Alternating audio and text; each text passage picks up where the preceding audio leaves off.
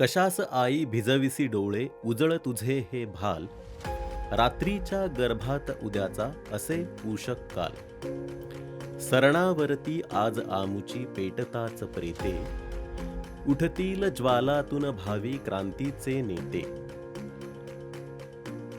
भारतीय स्वातंत्र्य लढा हा आपल्या देशाच्या इतिहासातील एक धगधगता अध्याय. कित्येक वीरांनी, कित्येक ज्ञात अज्ञात देशभक्तांनी या यज्ञकुंडात आपल्या प्राणांची आहुती दिली.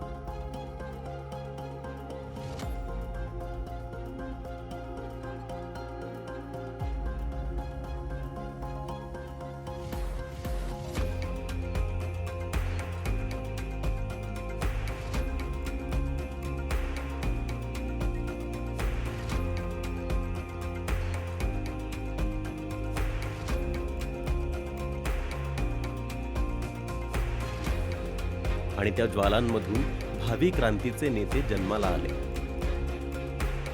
या साऱ्या स्वातंत्र्य योद्ध्यांना विनम्र अभिवादन करून त्यांची गौरव गाथा सादर करण्याचा हा एक अल्पसा प्रयत्न. बोला भारत माता की जय. सन 1857 ब्रिटिश सरकारनं नवनवीन कायदे आणून देशातली संस्थानं खालसा करण्याचा सपाटा लावला होता. व्यापारी म्हणून आलेले ब्रिटिश आता राज्यकर्ते होऊ लागले होते आणि त्यांच्या जुलमी टाचांखाली संपूर्ण देश भरडला जाऊ लागला होता. भारतीय सैनिकही त्याला अपवाद नव्हते. सगळीकडेच एक मूक आक्रोश भरून राहिला होता.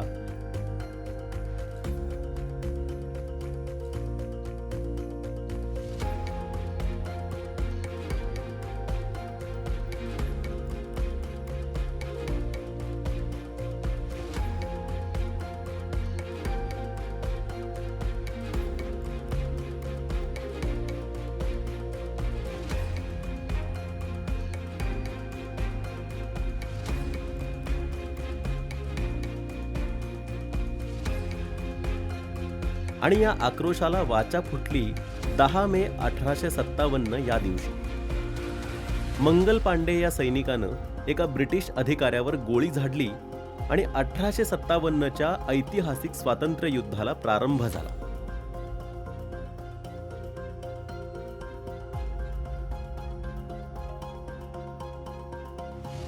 तात्या टोपे, झाशीची राणी लक्ष्मीबाई, नानासाहेब पेशवे,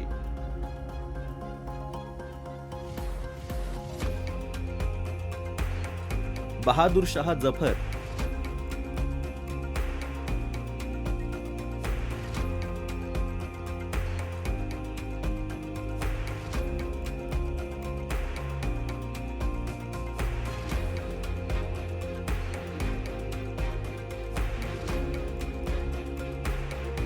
असे अनेक योद्धे या संग्रामात ब्रिटिश सरकार विरुद्ध लढायला उतरले.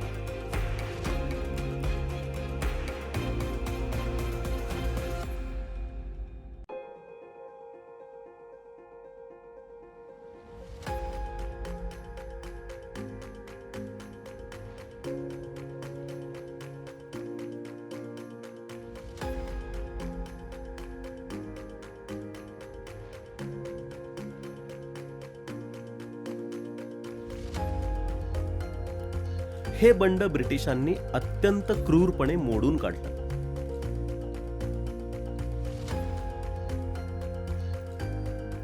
वीरांगना झाशीची राणी लक्ष्मीबाई मात्र आपल्या बलिदानानं अमर झाली.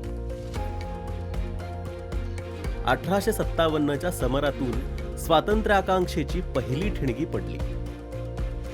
देशभरातून अनेक जण ब्रिटिशांविरोधात न घाबरता उभे राहू लागले. त्यांच्यापैकीच एक होते वासुदेव बळवंत फडके.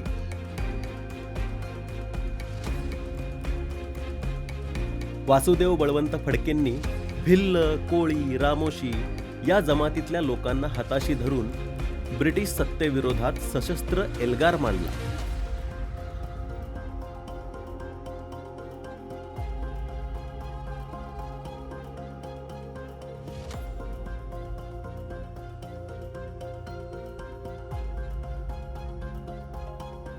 इतकंच नाही तर त्यांनी आपल्या सैन्यासह पुण्यावर हल्ला करून पुणे काबीज केलं. गोऱ्या ऑफिसरांच्या घरांवर दरोडे टाकून त्यातून मिळालेली संपत्ती ते आणि त्यांचे सहकारी देशकार्यासाठी देत असत. ब्रिटिश सत्तेला फडक्यांची इतकी दहशत बसली होती की त्यांना पकडण्यासाठी ब्रिटिशांनी जंग पछाडलं. शेवटी गाणगापूर क्षेत्री झोपलेल्या अवस्थेत त्यांना अटक करण्यात आली आणि त्यांची रवानगी एडन येथील तुरुंगात झाली.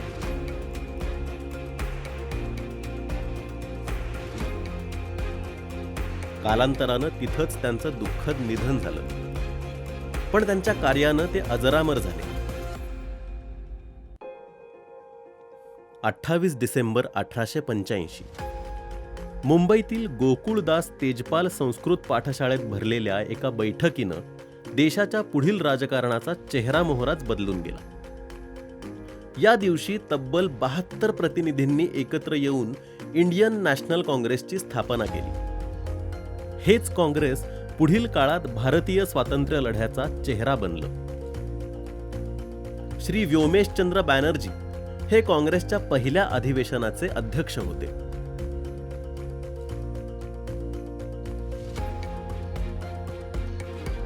बावीस जून 1897ची ती रात्र. पुण्यातील गणेश खिंडीचा घनदाट जंगलानं वेढलेला रस्ता, त्या जंगलाला वेटोळे घालून बसलेला कभिन्न अंधार आणि टाचणी पडली तरी गलका होईल इतकी भयानक शांतता.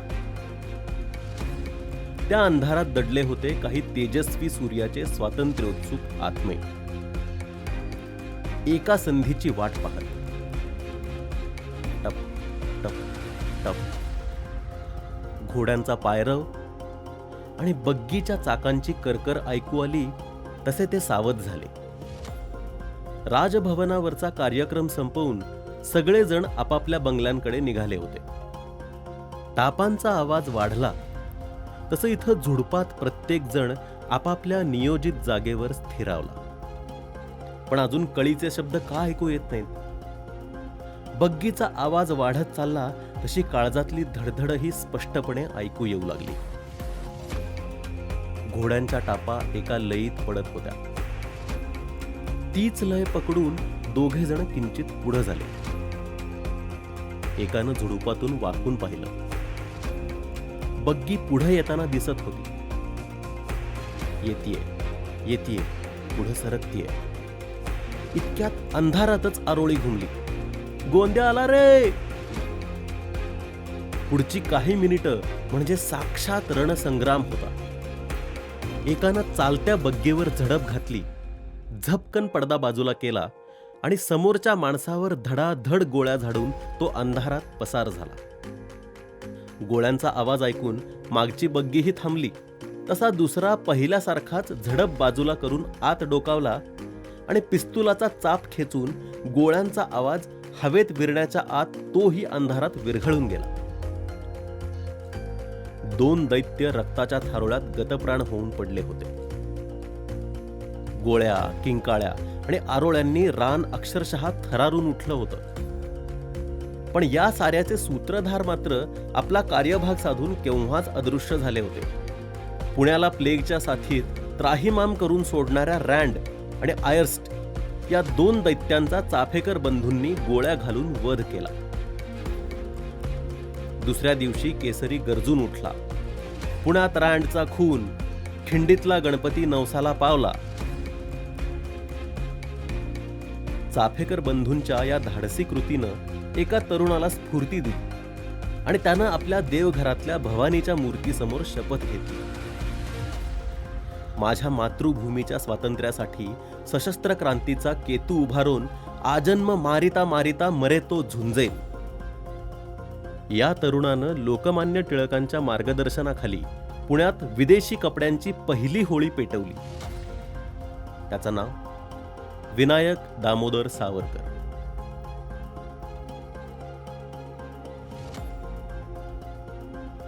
(1906) लॉर्ड कर्झन या अधिकाऱ्यानं बंगाल प्रांताची फाळणी केली आणि देशभर वंगभंग आंदोलनाची लाट उसळली. लोकमान्य टिळकांनी आपल्या केसरीतून सरकारचे डोके ठिकाणावर आहे काय असा खणखणीत प्रश्न केला. परिणामी त्यांना अटक करून त्यांच्यावर खटला भरण्यात आला आणि ब्रह्मदेशातील मंडालेच्या तुरुंगात 6 वर्ष राहण्याची शिक्षा ठोठावण्यात आली. तेव्हाही हा नरसिंह गरजला, स्वराज्य हा माझा जन्मसिद्ध हक्क आहे आणि तो मी मिळवणारच. लोकमान्य मंडालेच्या तुरुंगात असताना इकडे स्वातंत्र्य युद्धाची आग कणभरही शमली नव्हती. त्यावेळी लंडनमध्ये असलेले स्वातंत्र्यवीर सावरकर साहेबाच्या देशातून त्यांच्याच विरुद्ध लढत होते. अर्थात त्यांनाही अटक करण्यात आली. खटला भरण्यासाठी त्यांना लंडनहून भारतात आणत असताना 8 जुलै 1910 या दिवशी त्यांनी बोटीतील शौचालयाच्या पोर्टहोलमधून थेट समुद्रात उडी घेतली. त्यांचा तो सुटकेचा प्रयत्न जरी अपयशी ठरला तरी त्यांच्या या धाडसी उडीला ऐतिहासिक महत्त्व प्राप्त झालं. परंतु त्यांना जन्मठेपेची आणि काळ्या पाण्याची शिक्षा भोगण्यासाठी अंदमानच्या तुरुंगात पाठवण्यात आलं. 13 एप्रिल 1919.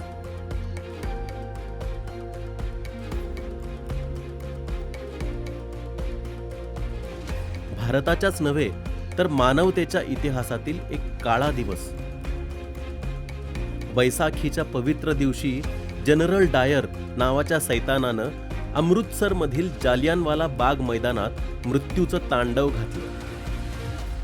शेकडो निरपराध स्त्री पुरुषांची अतिशय निर्दय कत्तल केली. एवढंच नव्हे तर लहान मुलंही त्याच्या या हिंस्र हल्ल्यातून वाचली नाहीत. आजही त्या घटनेच्या आठवणीनं प्रत्येक सच्चा भारतीयाचं रक्त उसळतं. त्याचा बदला पुढं तब्बल 21 वर्षांनी घेतला तो शहीद सरदार उधम सिंग यांनी.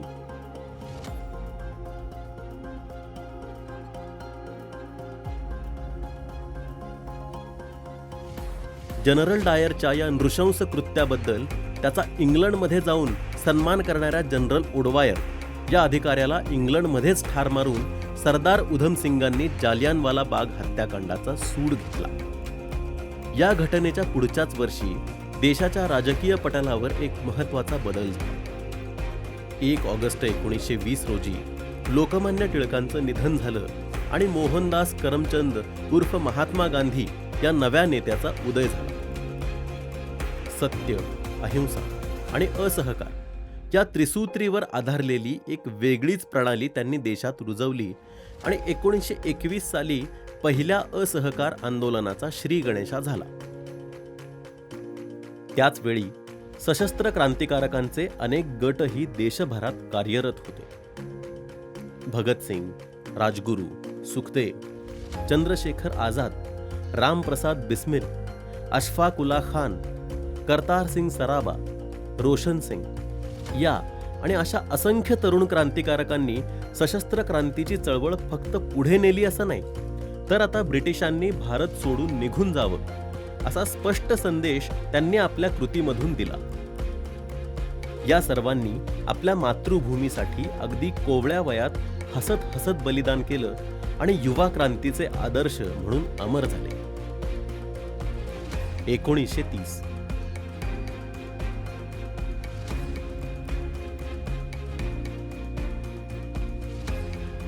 सरकारनं मिठावर लावलेल्या जुलमी कराविरोधात गांधीजींनी साबरमती आश्रम ते दांडी अशी ऐतिहासिक पदयात्रा काढली. त्याला दांडी यात्रा असंही संबोधलं जातं. असंख्य लोक या यात्रेत सामील झाले होते. दांडीच्या समुद्र किनाऱ्यावर मीठ उचलून गांधीजींनी ब्रिटिशांच्या कायद्याचा प्रतिकात्मक निषेध केला.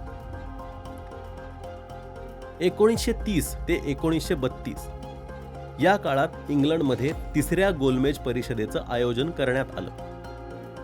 त्यावेळी भारताचे प्रतिनिधी म्हणून गांधीजी या परिषदेत सामील झाले. याच परिषदेत त्यांनी भारताला संपूर्ण स्वराज्य देण्याचा विचार ठामपणे मांडला.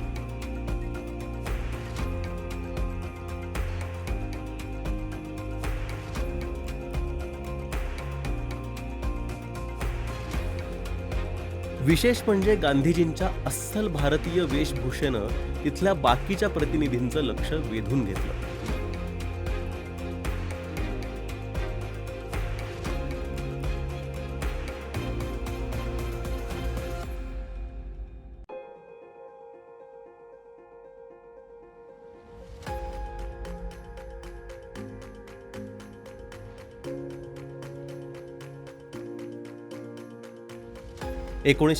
मध्ये महात्मा गांधी आणि डॉक्टर बाबासाहेब आंबेडकर या दोन महान नेत्यांमध्ये ऐतिहासिक पुणे करार झाला.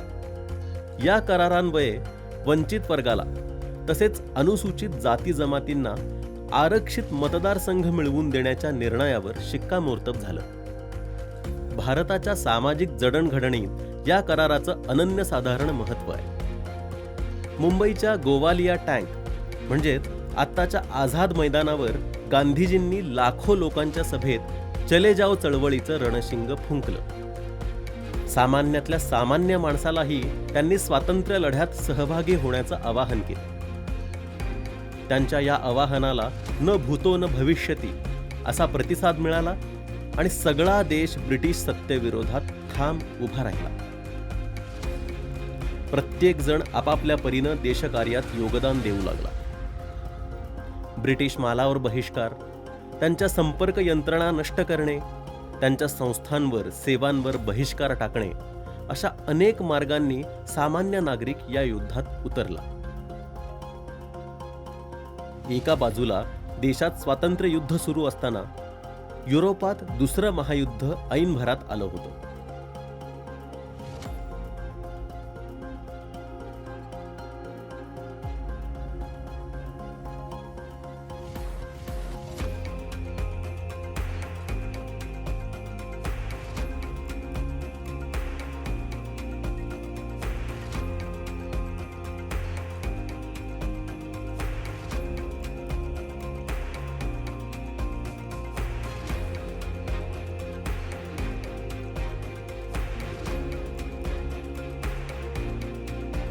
त्या युद्धानं ब्रिटिश सत्ता आधीच खिळखिळी झाली होती.